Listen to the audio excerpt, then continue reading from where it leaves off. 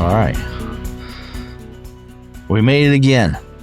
We're back. A little later today because of my doctor's appointment, but dang doctors. How's your hunting going, man? Oh boy. I've been getting a huge slice of humble pie here the last couple of weeks. It's been brutal. It's probably been my worst couple of weeks of hunting I don't know, maybe ever had. Our conditions have been tough, but for whatever reason, my dogs decided here a couple of weeks ago that it's okay to run coyotes. And I think are they doing a good job on it at least? Or? No, they're not even doing a good job on it. It's a pretty half-hearted attempt besides, and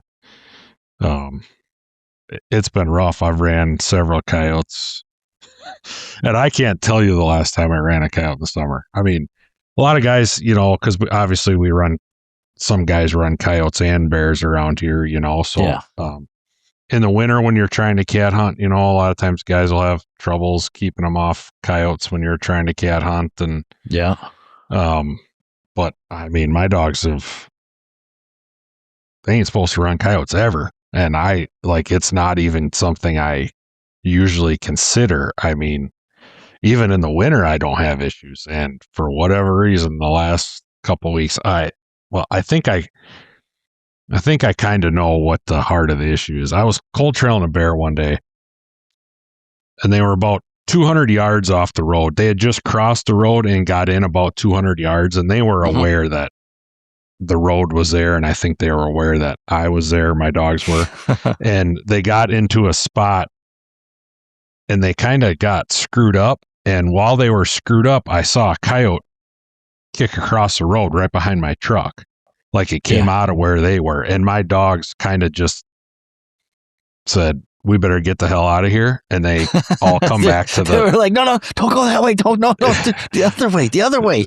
They come back to the road. And he's over there. He's hiding over there. Don't go that way. Well, I don't think at that point they had intentions in running that coyote. I think they kind of freaked out because I think it was a group of coyotes, and I think they're like, let's just get back to the truck so we don't get in trouble. Well, I was pissed that they gave up on the cold trail of the bear.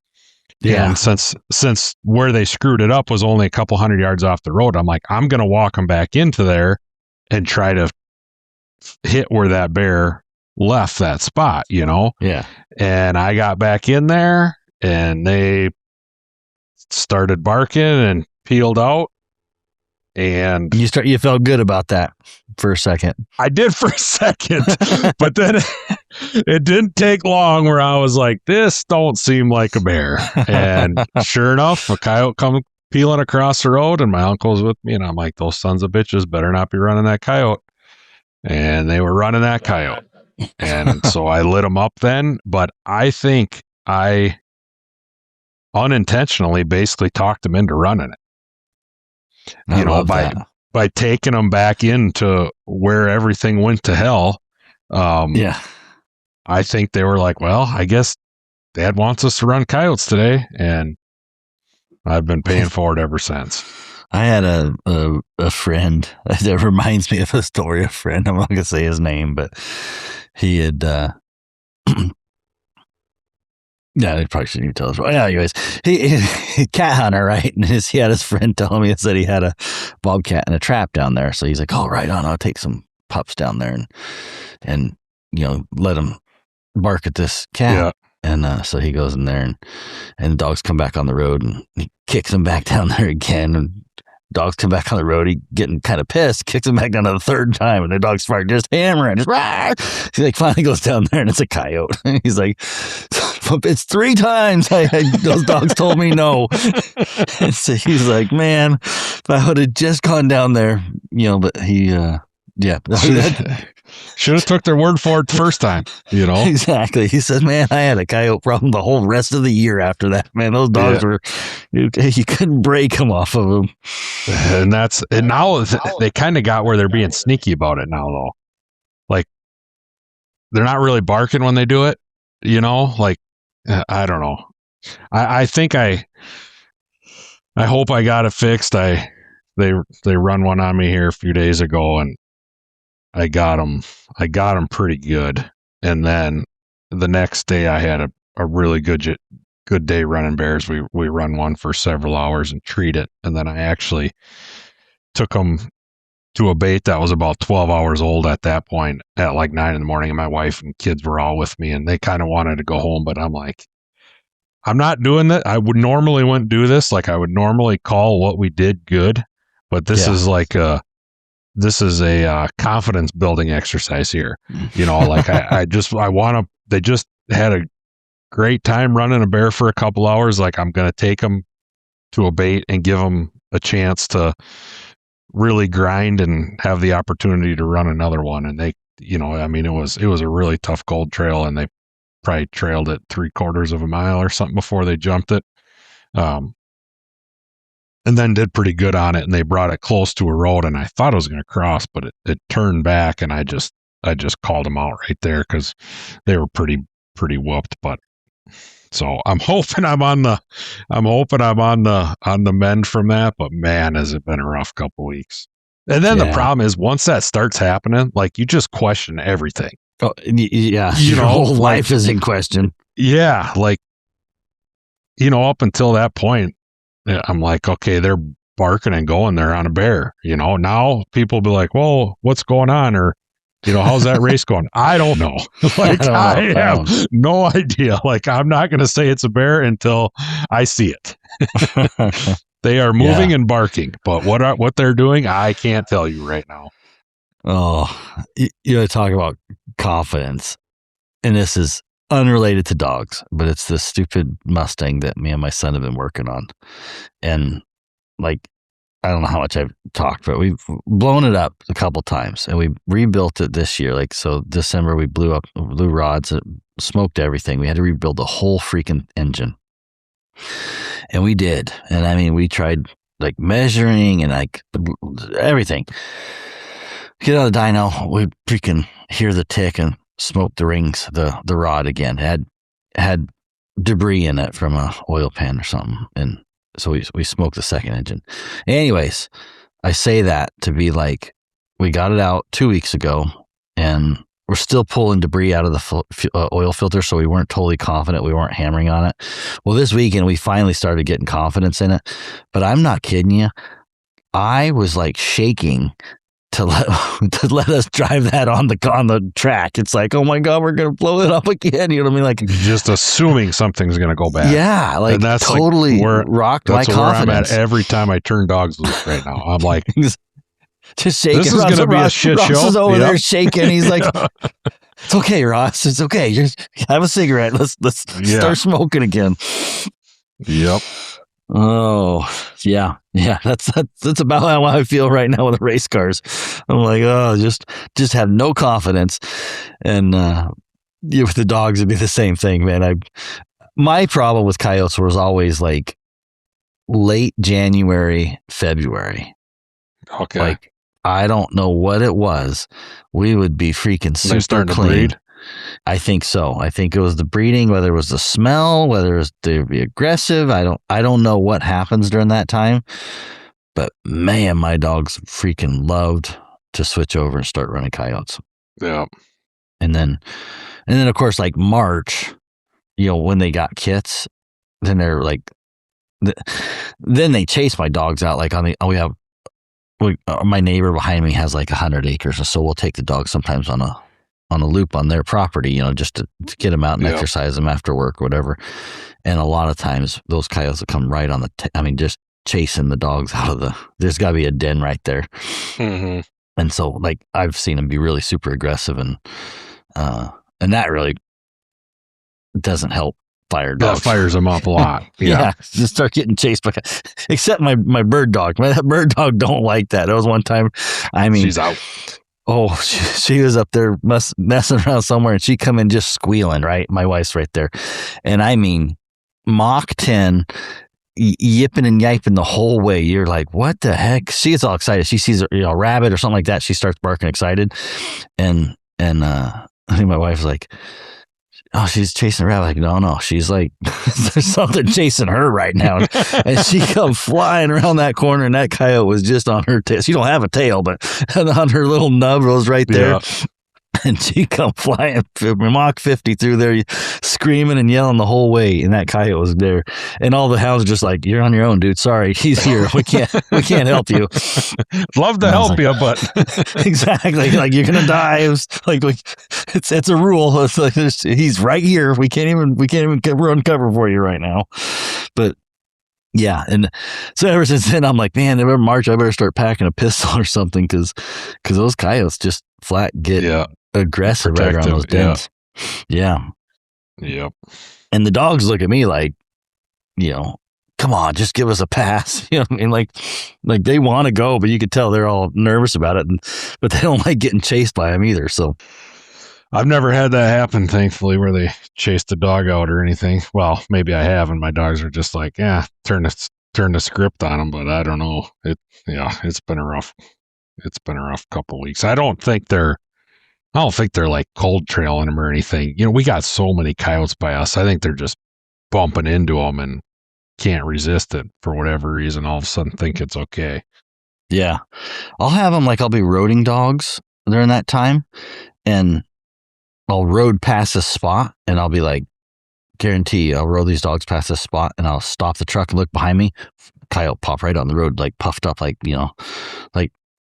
as I rode past them. You know what I mean? It's like there's something about a couple spots where I just know there's like a den or something. Yeah, they must and they have just kind of get close. really territorial right there, where they don't like other dogs coming around them. So I don't know. I haven't quite figured it out, but I've watched, and it's just, you just kind of spend a lot of time around those. If I moved, I would never notice it. But it's like I know there's one in my neighbor's yard. I don't know where it is. Sometimes I'm like, man, it's got to be in there. Cool to go find it. And then I know 2 spots up where I'll road dogs that notoriously around that March time frame or whatever, they are just super aggressive, that they'll pop out on the road.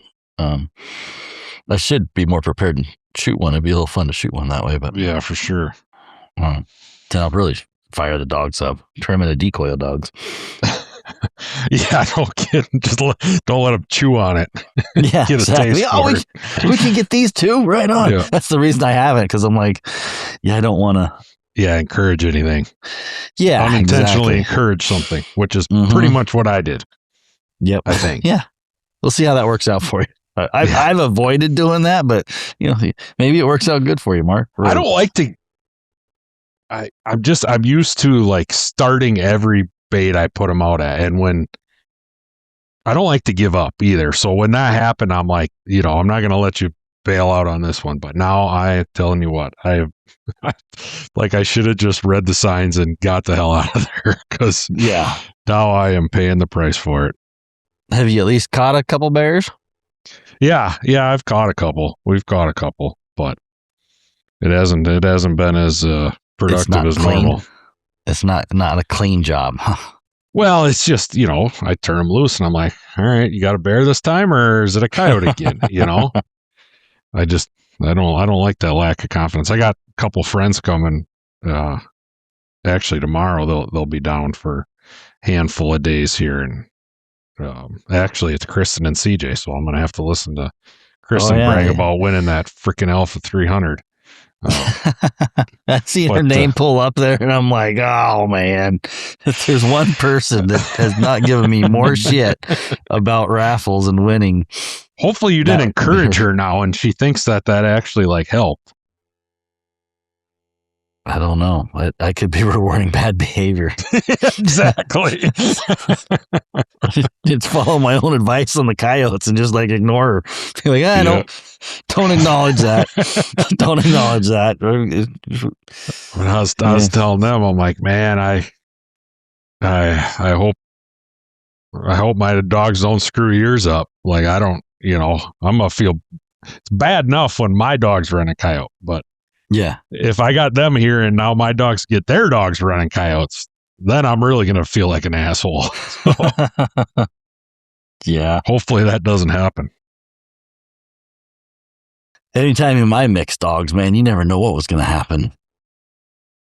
Yeah, that can be an issue. And another thing I think I'm fight, because generally when you're running trash like that, like it's usually one dog or something that's the problem, and Yeah. you got to kind of try to figure out who the instigator is. But I only got 4 that I'm hunting right now, so when I turn out at a bait, they all go. So I've got the same 4 on the ground every time, and trying to figure out which one is the instigator in that situation can be tough. And my dogs, since they're so used to always being together, I think that makes it more likely that if one of them is going to screw off, they're all going to screw off. Yeah. Kind of, they're all you know gonna what I go. mean?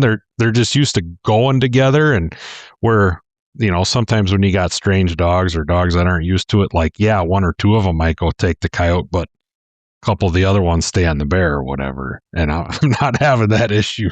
It's everything right now. And I think it's probably my older dog Izzy that's the problem, and which is crazy because she's never been allowed to.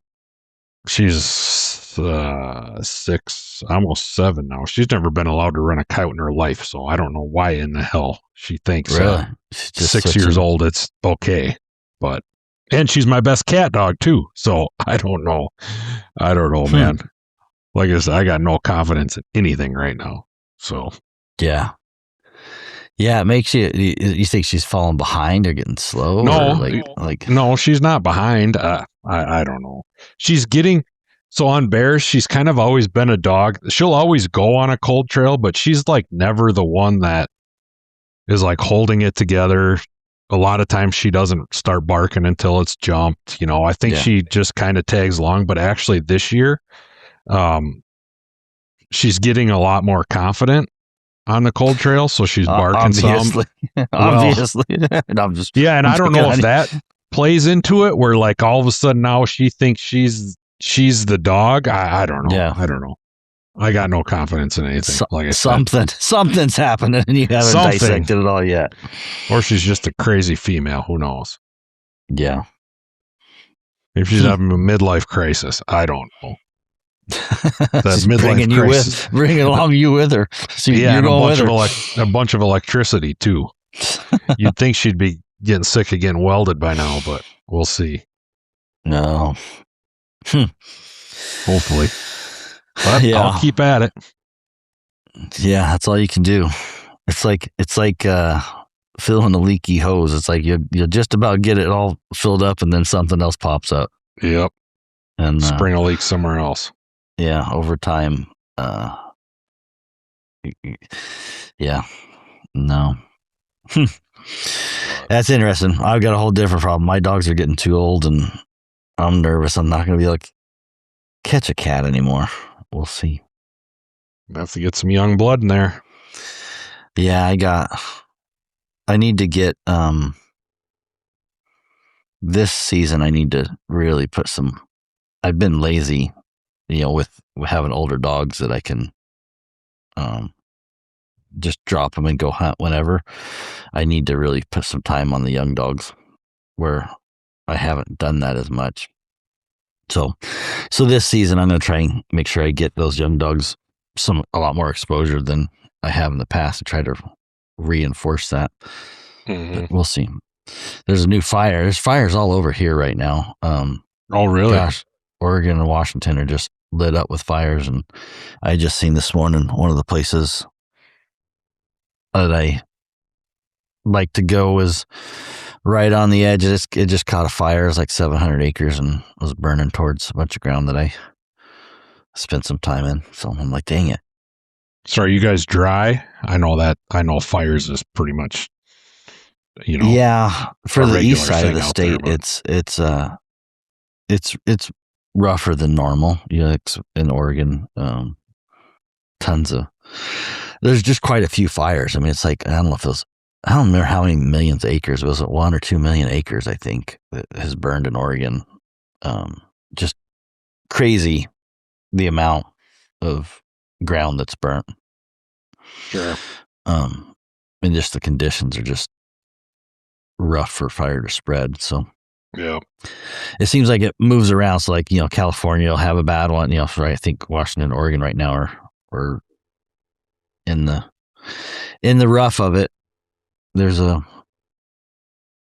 fire that the grass, what do they call it? Grasshopper fire or whatever up by Mount Hood. And that's been going big. And unfortunately, that's where a lot of the wolves are. And so I'm like, where the hell is that going to push those wolves out? Sure. You know what I mean? I'm like, God, just the dynamics of everything makes me question what's going to happen. Because like that White River area, I mean, I know 2 guys that got dogs attacked by wolves right in there. And yeah, now that fire I think is right there burning that ground. And I'm like, well, that's going to move them out to another area. It's like, I think that's going to be a problem for us. We're crazy dry here. I mean, maybe when I was in high school, there was a couple year stretch that maybe was comparable, but other than that, it's as dry as I've seen it. I mean, Yeah. you can Do you walk guys, almost anywhere in the woods or, and not get wet. That's not right. yeah. Do you guys have fire often or no? Not here. No. I think we got no. We don't really deal with wildfires here. We had terrible smoke here a month and a half ago. They said it was blowing down from northern Minnesota. Gotcha. It was crazy. I mean, and I've spent a lot of time in Montana in the summer fishing and Yeah. stuff, so I know what wildfire smoke is, and it was about as bad here as it's ever been out there. Yeah. The orange sun. Yeah. Yeah. Yeah. And just, I hate everything, just a haze, Yeah. Crazy. Yeah. We had smoke blowing last week for, well, luckily it's only been 3 days, 4 days. You know what I mean? Like it got rough for us here, but like James over there, they're just living in it. Like, I think they've been in it weeks now. Some of these places over east, it's like, oh, it's miserable and he's on the fire department. So like every day he goes to work and then he gets called out for a freaking fire after work, pretty much volunteer. So he's not even getting paid, cause he's on the volunteer fire department. So he's like, for a while there, he's like, dude, he's so tired of stupid people, campfires and shit like that. Yeah. Just making the problem worse. Yeah.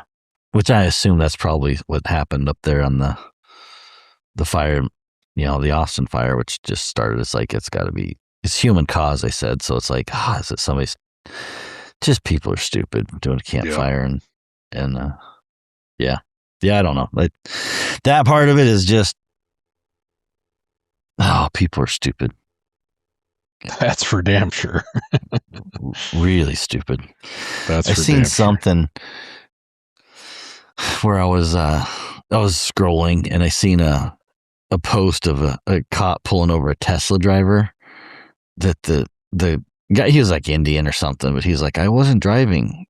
The car was driving. And I'm like, oh my gosh, this is the world we are now. It's like that's going to work for the cop. Like, hey, sorry. I was in auto drive. So like give the Tesla the speeding ticket. But it just goes to show you how many idiots are among us right now. It's bad.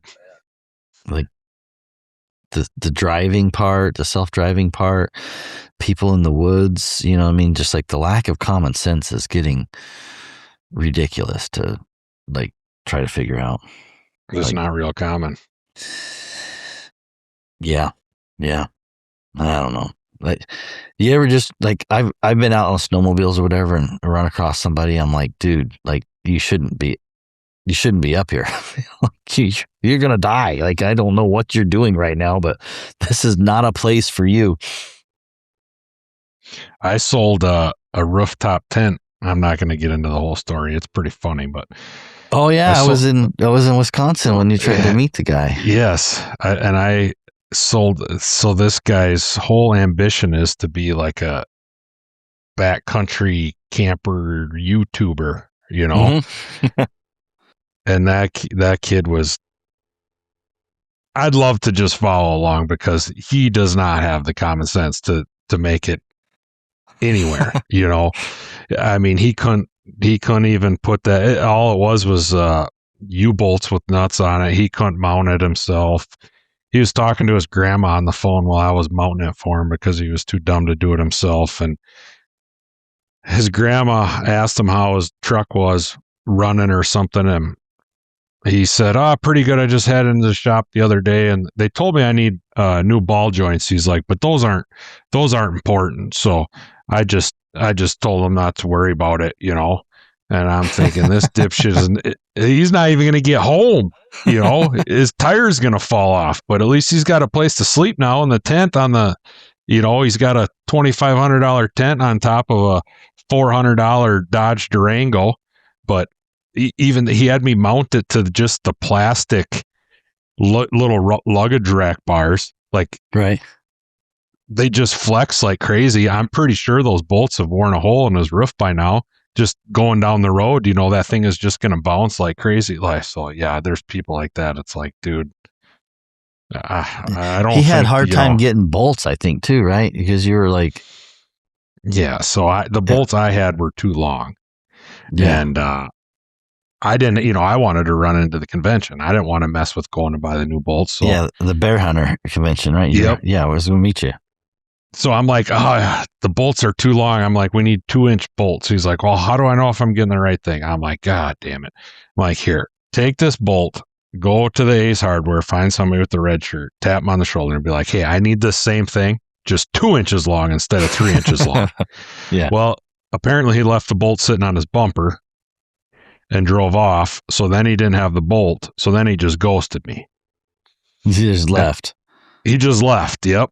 So I pissed off, went back out there and put it back on, attached it back to my trailer. Because you had it 2 days later, your trailer, right? I had it on. Yeah, I had it dismounted for my trailer and ready to go on his. And then, so I met him halfway. So it was only an hour and a half for each of us there, but I was going to be there anyways. 2 days later, he calls me and he's like, sorry, I shouldn't have do that. I shouldn't have done that, but I'd still really like to buy it. And I'm like, well, dude, I ain't meeting you anywhere now. Like, so then he spent all day driving to come get it. But I did meet him at the Ace Hardware down the road. And you knew where he was like, okay, we're going to meet at the Ace Hardware. Yep. I'm like, I'll even go buy the bolts for you. So I walk in and get the bolts and I walk out and I'm like, do you realize your dumbass just spent all day driving because you were too stupid to buy $4 worth of bolts? Because that's what it cost. That's all you needed. $4 worth of bolts, dude. He drove another hour and a half home because of $4. 6 hours round trip, because of $4.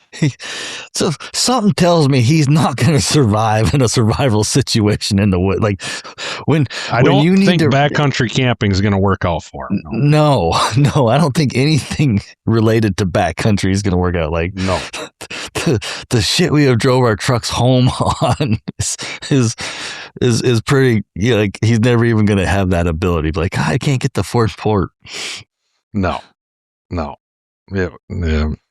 It's funny because my daughter was with me and, so for some reason, tents will come up in conversation we're having with somebody and my daughter thinks it's just hilarious. She'll be like, Dad, tell them about the guy you sold the tent to. So I've told that story probably about 24 times because, oh my God, the guy was just such an idiot. Did you ever get his YouTube channel? Like, did you ever go check on him? No, I didn't. I didn't. You'd probably be disappointed, but I mean, I know you'd be disappointed. It's just about how much. There's a disappointment that comes with some like sense of entertainment. You know what I mean? Yeah, for sure. Like watching a train wreck. Yeah, exactly. Like, I got a feeling that ambition never got off the ground because, he. With that tent mounted to them plastic bars, like I know when he got up in that tent that those bars just collapsed and the thing was resting on the bolts on the roof of his car. Like, yeah, I mean, I think he has had some probably fairly expensive and pretty rough learning experiences with those ambitions. I don't even know where these guys like. You see them and I can't think of a good example, but I see them all over the place where I'm like, oh, I know, I see one this morning on Facebook. It was on the engine rebuilder forum that I follow, right? Because I rebuilt this Mustang engine, so had a forum there on advice, whatever. And this, super simple, but the guy was like, "Hey, I've got a 4.6 engine that I'm looking at doing a full rebuild, but I might only do the cams and he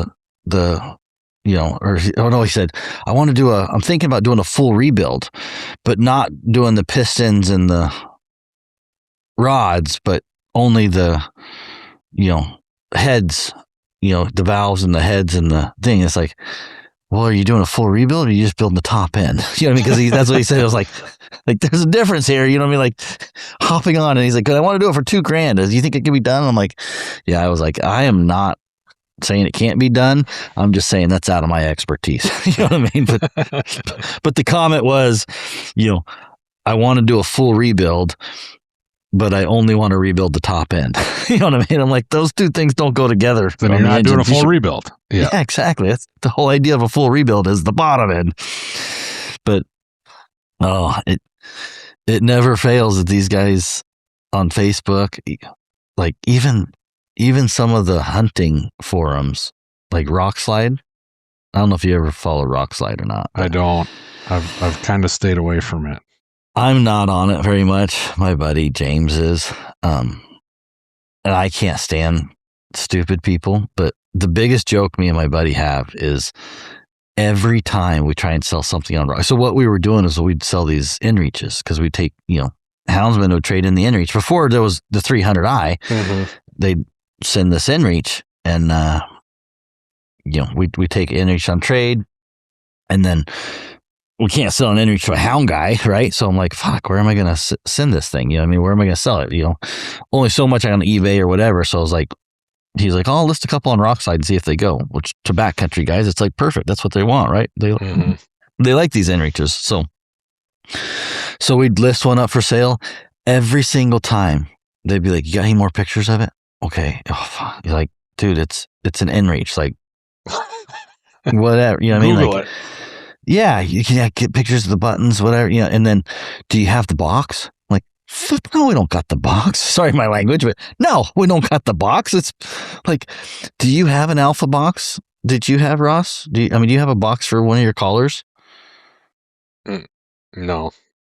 Okay, well, I was gonna. You're gonna lose a couple points if you had the boxes set aside. Apparently, these guys love to have the box, like. No matter what it is, outdoors. They just want to stick it on their shelf somewhere?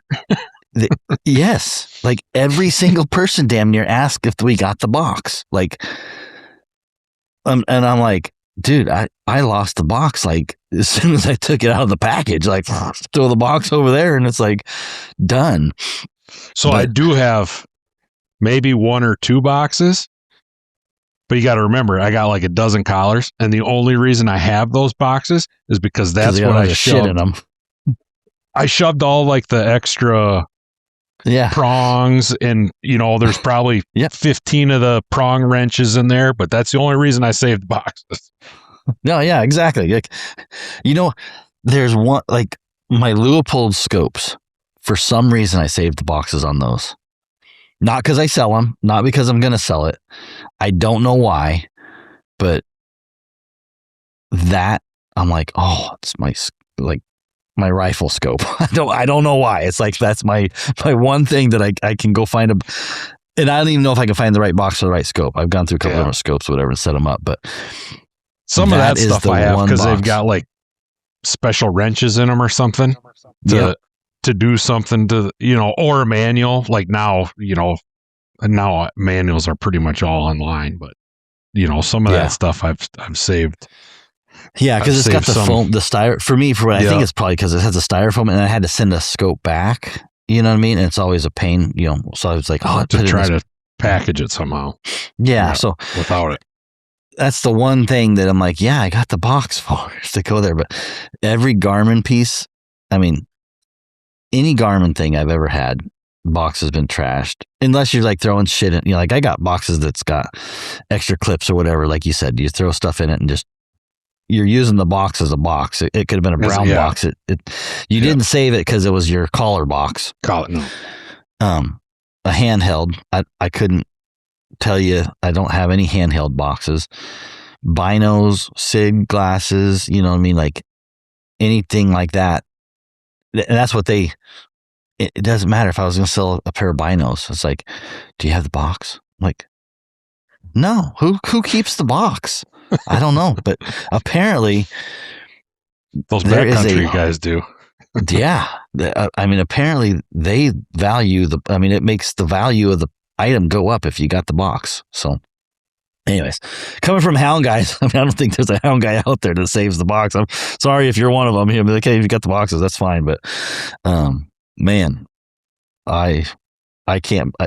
It's almost a joke anytime me and James are talking about it. We'll say he's like talking about selling something. I'm like, do you have the box? I always text him that. Do you get the box?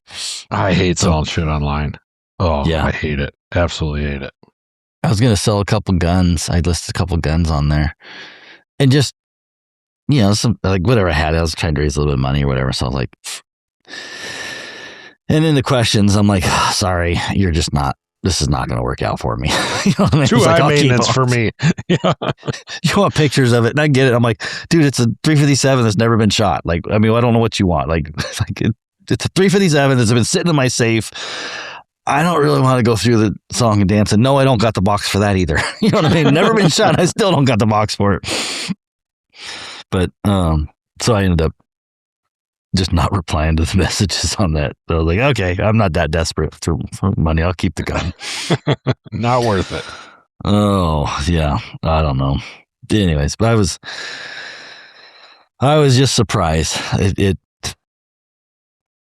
Rock Slide and some of those other forums that are really heavily backcountry, but not houndsmen. You know what I mean? Like, and I'm sure there's some elk hunters and deer hunters that are.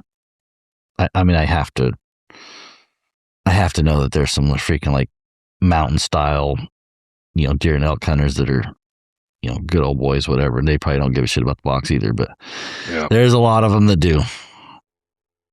But those guys probably aren't on Rock Slide all that much.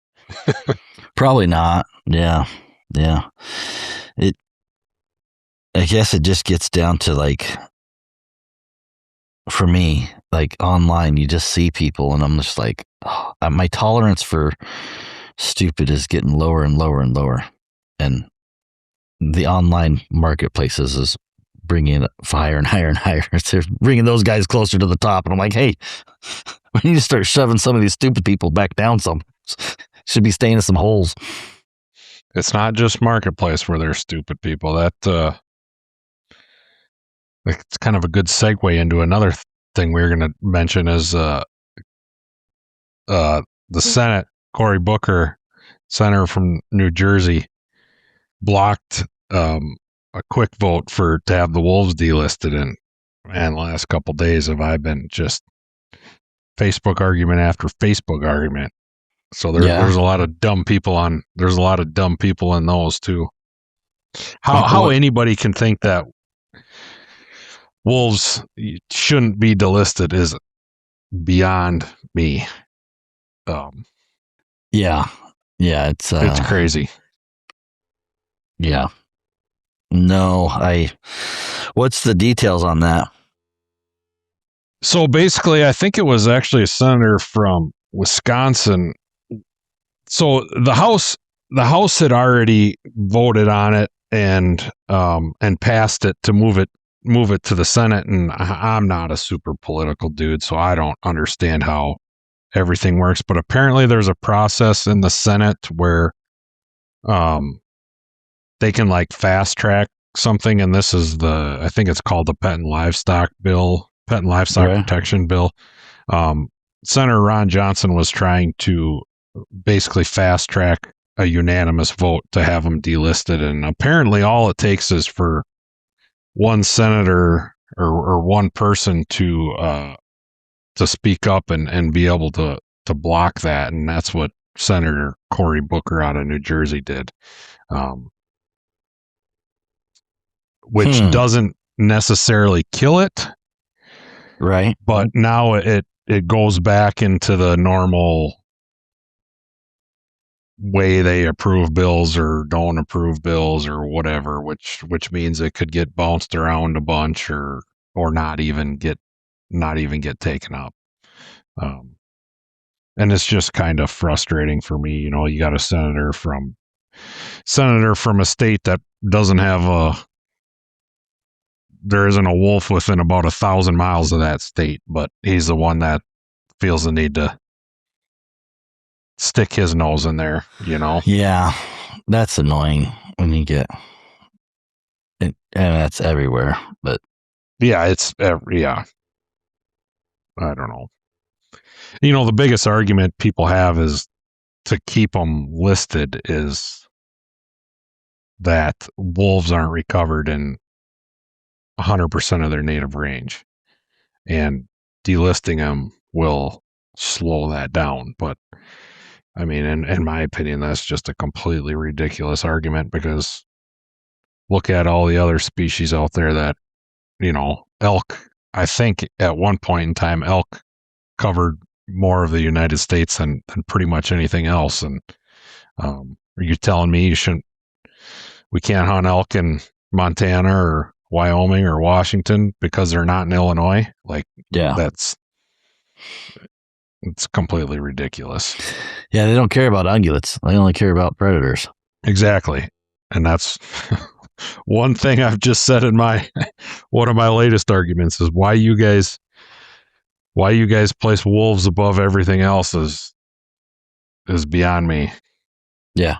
I don't get it. Why they deserve to have, you know, some special status over, you know, the elk or the deer.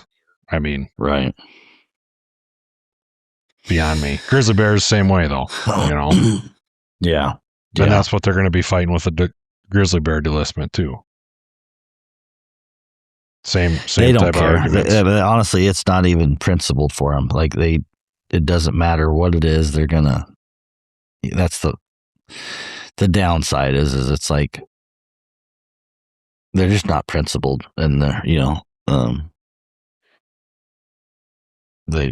that frustrates me. It just frustrates the crap out of me. Like that part of it.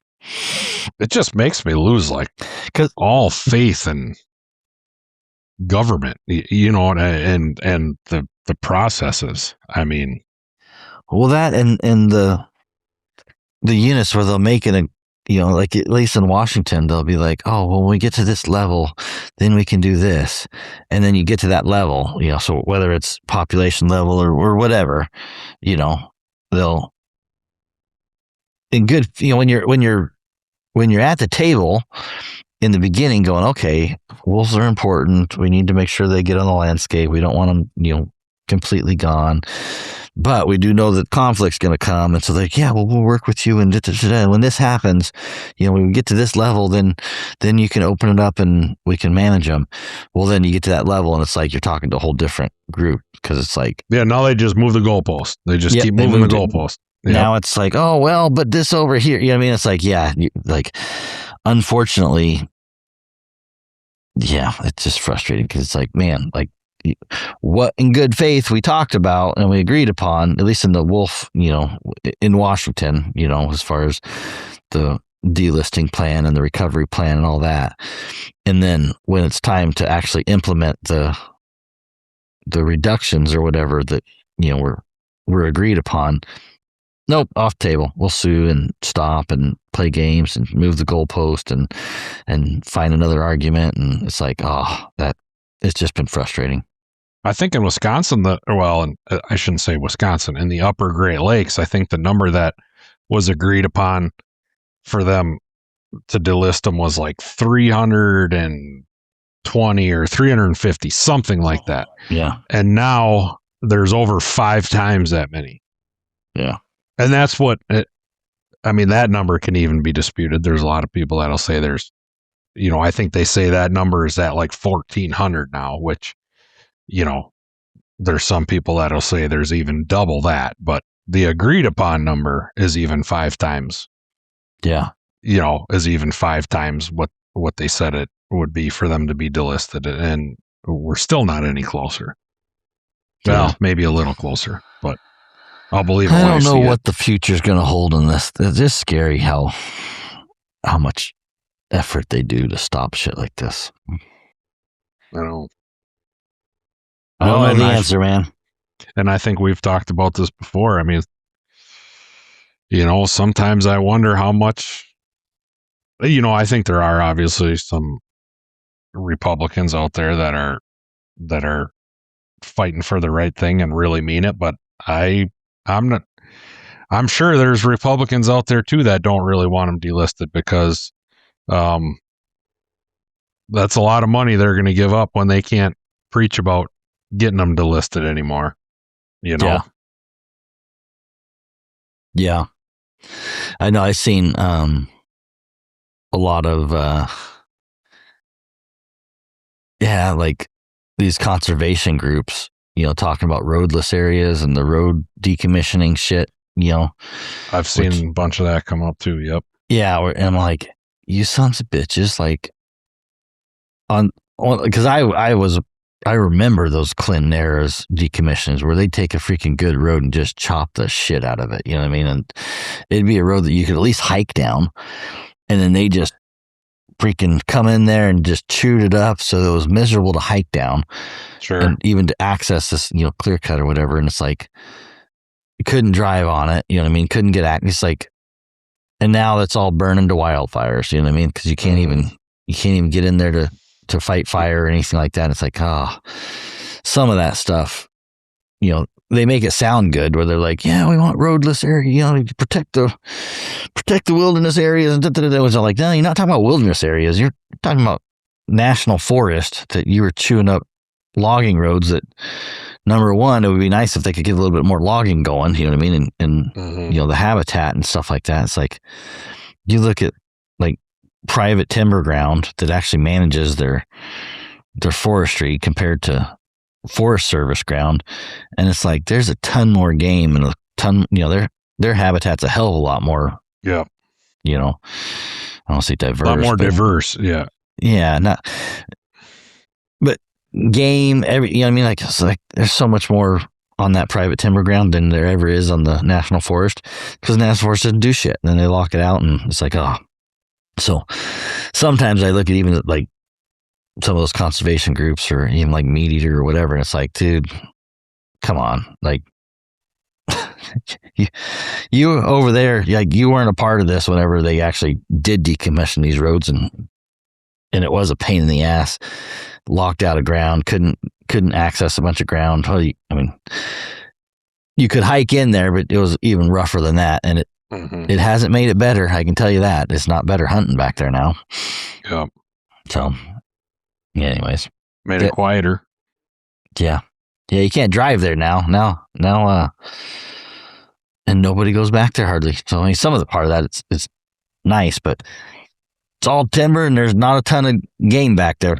So, it's like, man, it was a lot better when it was clear cut, when it was actually logged and either thinned or logged or whatever.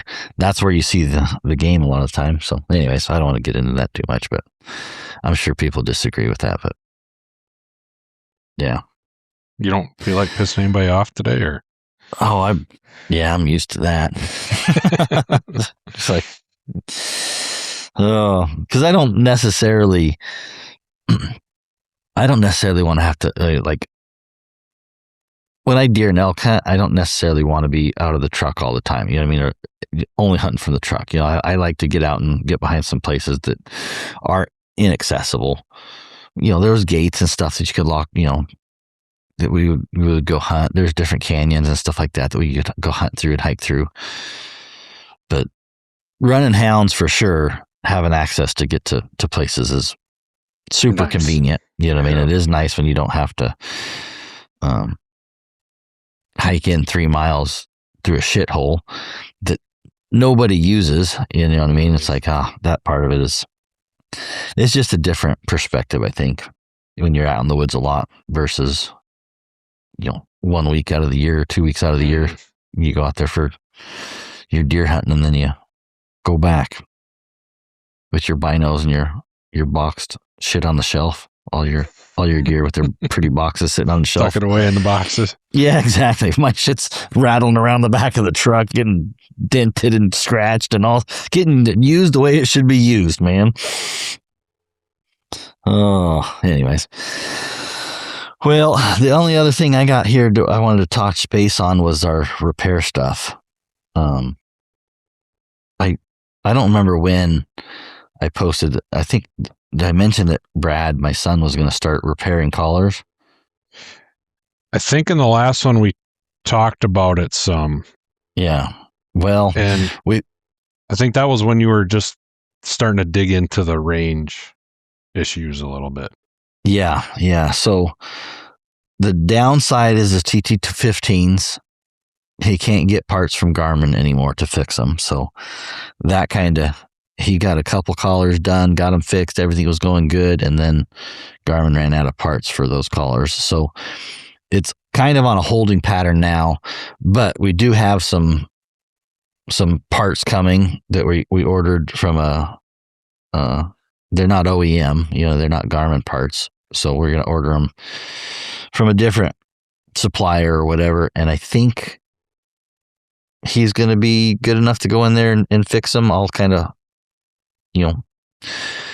see if that's what he wants to do. But I think we're still going to be able to do some repairs on collars yet, but we're kind of in a holding pattern where we don't have the confidence, Ross, yet that we can do it. So we need to build the confidence in this new process.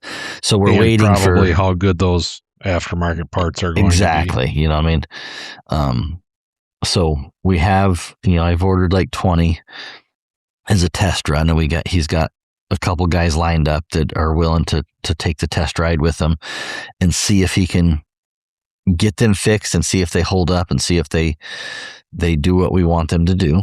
And if that's the case, we'll continue resuming fixing TT15s, hopefully TT15X. I'm checking on those. And I think we might have a solution to keep repairing those, you know what I mean? But it's just going to be a little more work and a little more the way I didn't want to do it in the beginning, but he's getting pretty good at the soldering iron. So I think he can do what we need to do. And then I posted a little bit of a video last Friday on the TT25 collars, because we had an issue where we're seeing some collars come back with really bad range on TT25s. And so I did a short video, I think I posted on Facebook, but where we tore that collar down to try to figure out if we could fix the range issue. And unfortunately, where the antenna screws into the 25, on the other side of that, there's like this little thin pin that makes a connection onto the PCB board. Well, that's breaking, at least on the ones that we checked. And that's not an easy thing to fix. So I'm still looking at what options there are. Maybe there's a solder or a braze or something like that we can do. The hard part is getting the jig to hold it in the right position. I've even thought about maybe having that part made and press it out and repress it in or something, you know what I mean? Like, but nothing's going to happen short term. It's all going to be, if this turns out to be a bigger problem. But right now, the only real fix is to contact Garmin and have it replaced. That's a bummer. So, yeah. And I don't know what's caused. Like, it's like it might vibration, or if you jar it, like I question, like, if I take those collars and just slap them on a table or on a tailgate, you know what I mean? Like, just slamming them, because I'm hard on stuff, you know what I mean? I don't think about those collars. When I grab a handful of them, I just grab a handful of them and just plop them on my dog box, I don't think, like, it's never been a problem thus far, but it makes me wonder if that, how, I don't know. How does this little pin break on the inside? It's not a movable part. So it's like, it's got to be something like vibration or Well, and you wonder too if, like, during assembly, since that's such a small pin, like, is there something that happens during assembly that they bump that pin just a little bit and it weakens it a little bit, or yeah, you know? maybe when they put the board on, because it's got to go through a pin, you know. But I mean, I don't know who they got doing that. I don't know if it's machines that put those puzzles together or if it's, yeah, you know, human beings. I You got a kind of bunch of high doubt school it. kids. You know, I kind of doubt the assembly processes. I mean, it's definitely possible because I was worried about disassembly. You know, I mean, when we first seen it, you know, because the first time we seen it, I was on the shoot in New Mexico, and my son was tearing one apart. He wanted to do it there, so I was like on the phone. I told him, and he said he found the pin, but I didn't have enough confidence that he didn't break it. You know what I mean? I was like, oh, so the next caller, he's hard on shit. You know what I mean? It's like, that's what I mean. That's exactly why I said, is there somebody like Bradley in there putting these collars together? That boy likes to torque around. I mean, he likes to torque shit to break, you know, like, and I'd be the same way. I mean, you know, most time when I fix shit, I break more than I fix. So he's getting much better. He's broken enough bolts that I'm like, hey, there's a torque spec. We need to follow the torque spec on some of this stuff. But yeah, that was the first one. I was like, did he break it or, and then, so the next time when we did it, I was really careful in using a meter and measuring ahead of time. You know what I mean? Like trying identify before we took the part apart. You know what I mean? I was like, I showed him exactly how I want to measure it and see that the problem is here, and pretty much could tell him where the problem was before we seen the problem. You know what I mean? By electrically measuring it before we took it apart. And I was like, here's where we need to look. And then when we got to there and we look at it, it's like, yep, that's exactly what, you know, was broken. I actually thought when I first seen that, I thought it was like a pogo pin style connector, you know, with the little spring, you know, because the way it acted, it moved, and I thought, oh, that was by design. But when we took it apart, I was like, oh yeah, this wasn't supposed to move. You know what I mean? So I actually was thinking it was like a pogo pin that made the connection and had a spring, and so maybe that spring was getting resistive, or you know what I mean, like something about that spring connection was not working. But it wasn't a spring that pin wasn't spring connected. That pin was a solid connection piece. So anyways, that wasn't really good news to find. I would like to have better news on that. And it sounded like Garmin was aware of it, and they're, yeah. So when I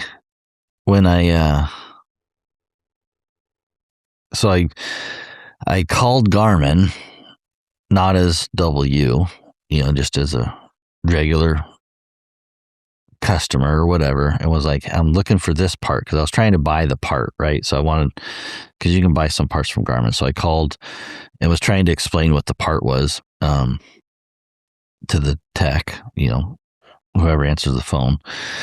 They needed a picture. So I was like, go ahead. Call them. Do you got to like disguise your voice or anything? No. They're like, damn it, buddy, I knew that was you. They do know me. That's funny, because the story from another one, but yeah, like they play it cool enough that if they do recognize me, they don't tell me until like that 25 caller I sent in. I did a video on, and it came back dirty and had scuff mark. You know what I mean? They said they replaced a bunch of stuff, and I looked at it. I'm like, this doesn't replace. So yeah, I don't know if it worked or not, but I was like, you said you replaced it. I at least want what you said you know what I mean? When I looked at the repair sheet, yeah, it's like da. And I look at the caller and I'm like, you didn't replace this, you didn't replace this, you didn't replace this. So this whole line was not correct. Anyways, because there was a point in that call where I was like, hey, just so you know, like, I think I asked if they record the call. I'm like, do you record this call? Because if you record it, I can record it. You know what I mean? Like, I was like, I just want to make sure that, like, if you're covering your ass, I'm going to cover mine. Right. And he goes, I know who you are. I watch your videos. Like, we're going to take care of you. Like, okay, I'm not saying that. I just, like, I'm feeling a little bit like want to cover my ass because I'm calling out something that, is uncomfortable. So I was like, I just want, but anyways, that guy definitely knew who I was because he's like, yeah, I watch your videos. I know who you are. We'll get this taken care of. And on some level, I'm like, I don't want that because I don't want you to treat me different than you treat another customer. You know what I mean? Yeah. Like, and I don't think he was. I'm not saying that, I think he would have done that for anybody. I'm not, whatever. But there's often that I'm like, are you treating me different than you're going to treat Joe Blow? You know what I mean? Like, because I want to know what to tell my customers. Whenever my customers call, I want to be like, how are they going to get treated? That's what's more important to me. Just because I got a loud mouth and I'm a freaking whiny baby online, you know what I mean? Like, that's way different. But anyways, so back to this 25, I was trying to get the part, and she's like, could you send me a picture of what you're looking for? So I sent her a picture of it, you know what I mean? And she's like, yeah, no, we can't get that part. So couldn't get the part, couldn't get the board, couldn't get nothing. And anyways, shortly after that, I got an email, got a contact from a friend over at Garmin that was like, hey, basically we know about that issue, right? So so that's kind of where that is they do know about it. They are working on it. I'm not at liberty to say what they're going to do, how they're going to fix it. What, I mean, I don't know. Like, I don't know any of that. And to be honest, there's times when I have a non-disclosure with Garmin. So there's times where if they do share some things with me, I can't share, that's covered under non-disclosure. If they tell me something in confidence, I've given them my word that I won't, give that secret out. So, not that I have any secrets here that I could share, but I'm just saying if they did, I couldn't tell people that either. So, I don't really know what they're going to do. I'm kind of just going to wait it out and see, and we'll see what happens as customers, because I've already had one guy call me, yesterday, he didn't even watch the video. He strictly just called me. I think he heard somebody said, "Oh, there's a video. You should call W." And so I talked to him a little bit, and basically, I'll get the information from customers that deal with Garmin and kind of see how Garmin handles it and whatever, and I'll share that whenever it comes through it. I'm sure Garmin's gonna make a lot of people happy, replacing it or fixing it or whatever. Maybe no charge. I'm sure at some point people are going to be disappointed if it's out of warranty and they have to pay to have it fixed. You know what I mean? So that's entirely up to Garmin how they handle that situation. I don't know what they're going to do, and I don't want to put words in their mouth. And just so people, because there's probably people that listen to this are freaking out, it's not a widespread problem. No, it's not. It's out of all the collars that we've sold, I mean, it's literally just a few handful of them that we've seen on this, and I've seen the issue enough that we've gotten it replaced. We used to, honestly, for us, it used to be not as big of an issue because it's like it didn't matter what broke. It was more of the matter of getting the customer fixed. Yeah. And so, unfortunate for Garmin, it was better for us to just send the collar in and get it replaced so we could sell a collar. Whereas now I got no real way to, if I take a collar in that is broken, whether it's by trade or whatever, like now I'm kind of stuck with that collar. So it makes me look at the collar a little bit differently whenever, whereas before it was just like, yeah, send it in and get it swapped out. We'll be good. I can't do that anymore. You know what I mean? Garmin stopped letting dealers do repairs. And so now there's more incentive for me to look at the collar, which for the customer is good because I can at least share what I find. Garmin probably doesn't like that. Some of the people at Garmin doesn't like that as much. You know what I mean? They're like, hey, don't open our shit. Don't look deeper.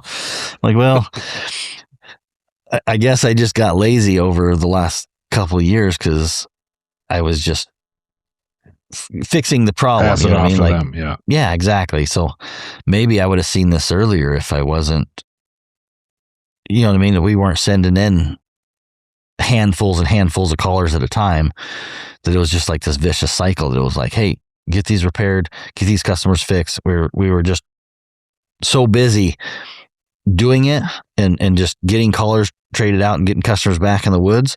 Now that we can't do that, it's like, oh, we got this one. What's it doing? Huh. That's interesting. I wonder if we can look at that. I wonder if we can fix it. You know what I mean? Like, since I can't fix it with Garmin, you know what I mean? I still can as a regular customer, but I'm like, maybe we should look at that. Maybe that's an easy fix and we can we can have a service. Yeah. Yep. So it's just different. We 300s. I mean, we just fixed another 300. Had low range, low tracking distance. So like some of the callers, the good thing is we're looking a little bit deeper into some of the problems.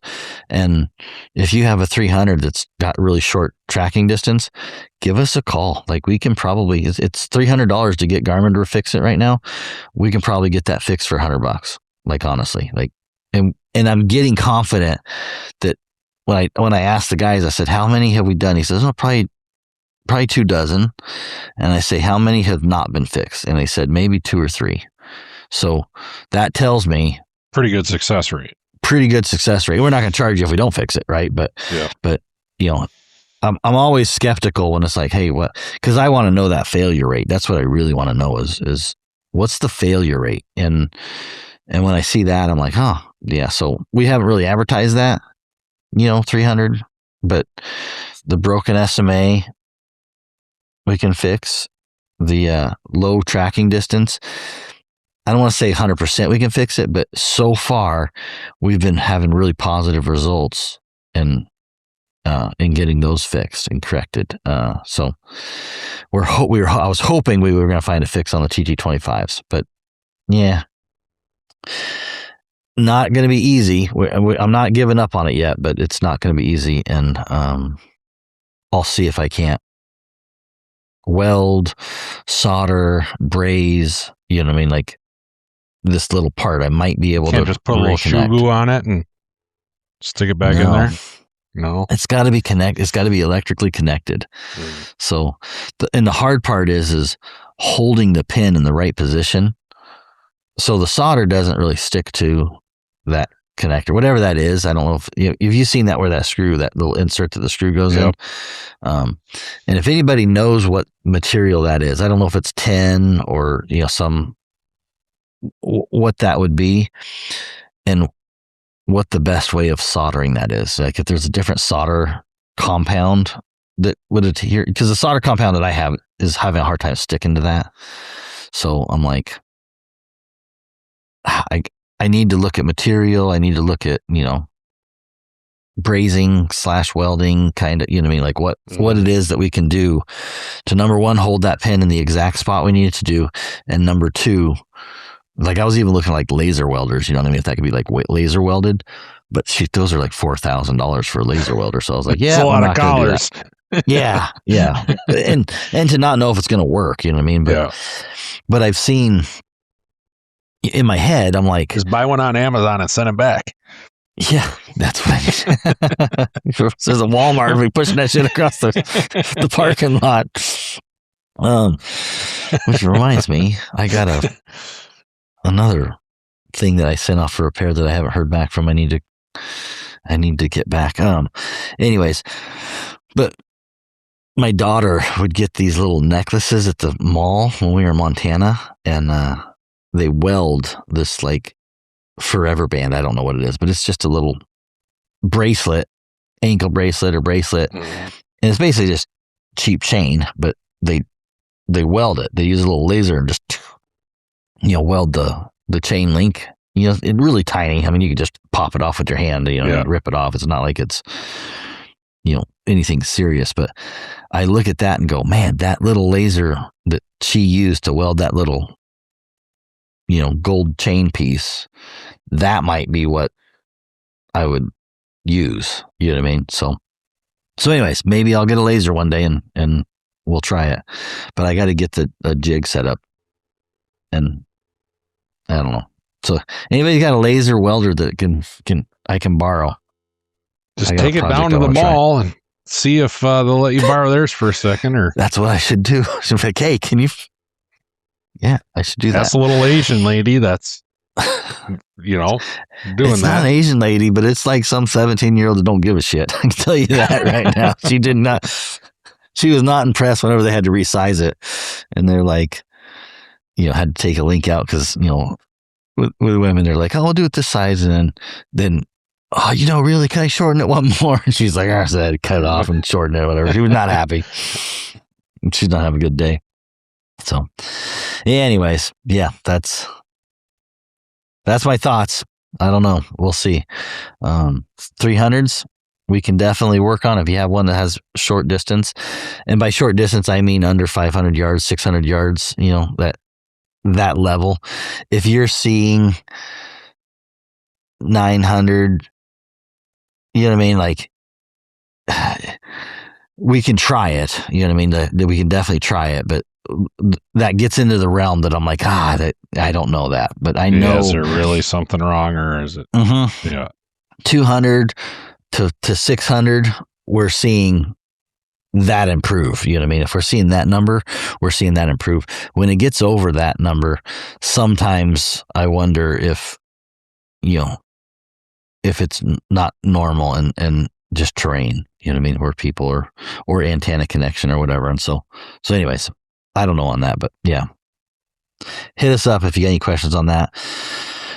TT15s, TT15Xs, we probably will still continue repairing those. So those at a 150, I think we're going to still be repairing those. So we have a snafu with Garmin, which we're waiting. We should be back rolling here in the next week or two. We're waiting for parts to show up.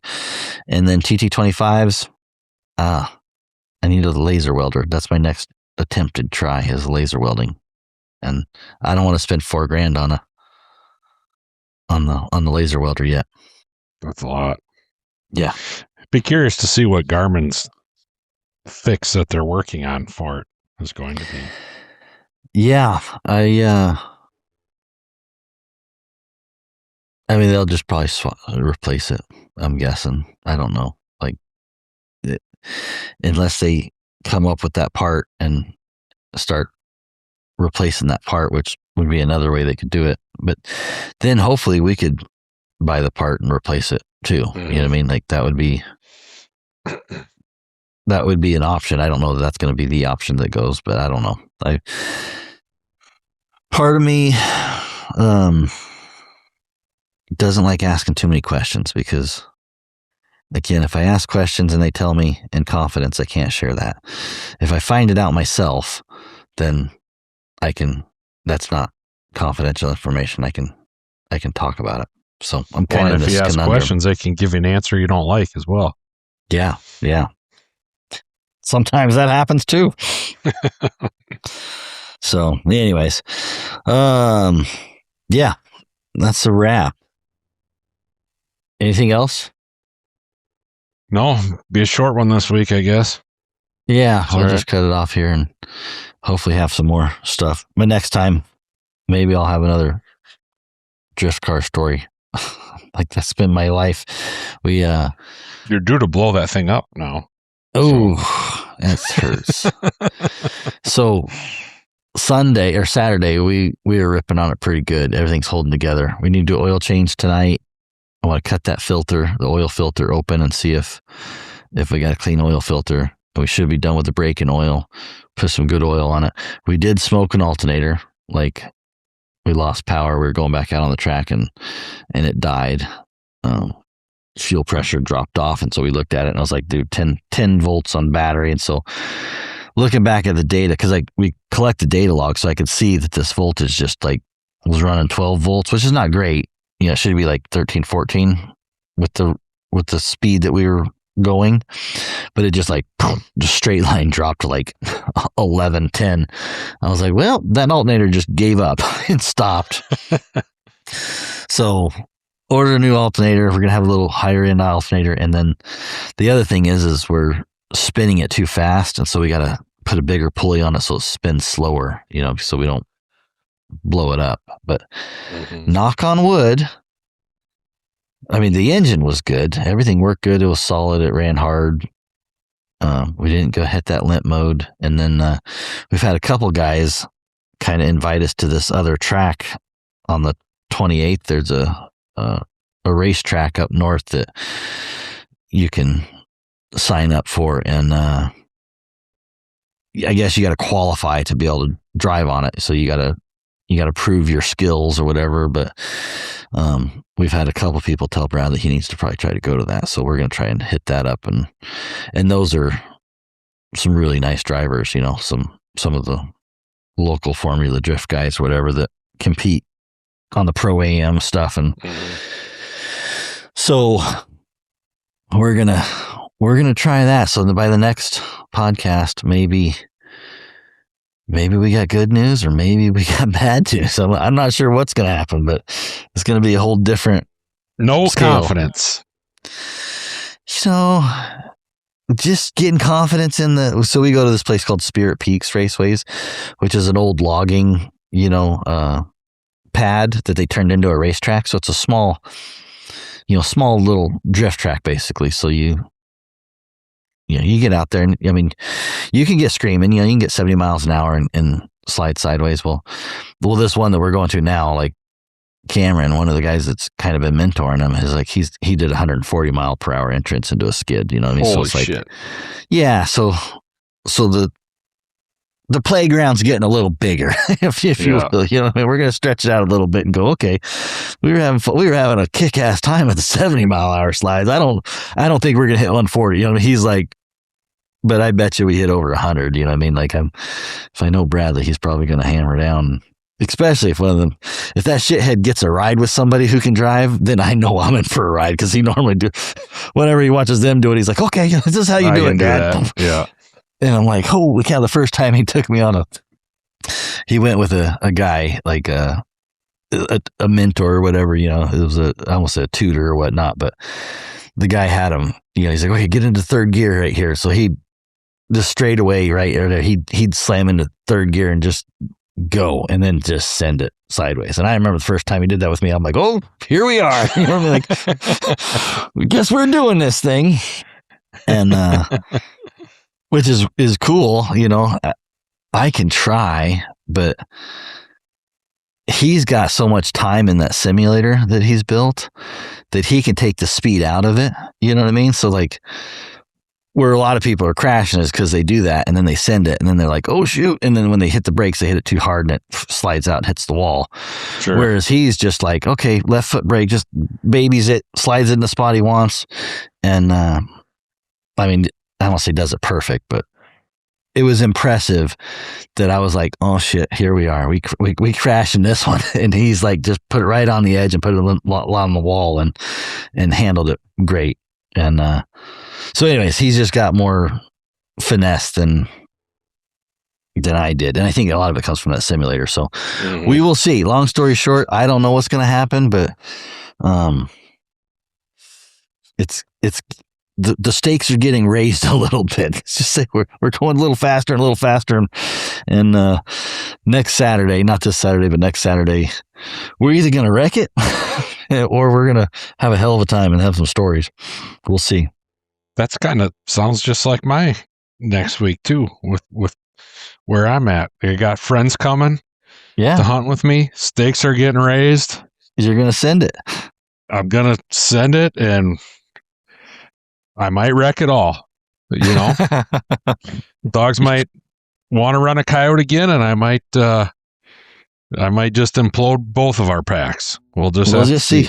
We'll see whose confidence is good on the next one. Be like, hey, how are you doing on your confidence, man? Like, well, I'm fixing a Mustang. You're like, well, I'm buying new dogs. Might walk in here with our chest puffed out, or our heads might be hanging. Yeah, who knows what's gonna happen? We'll just see. That's the fun of it. So, all right, man.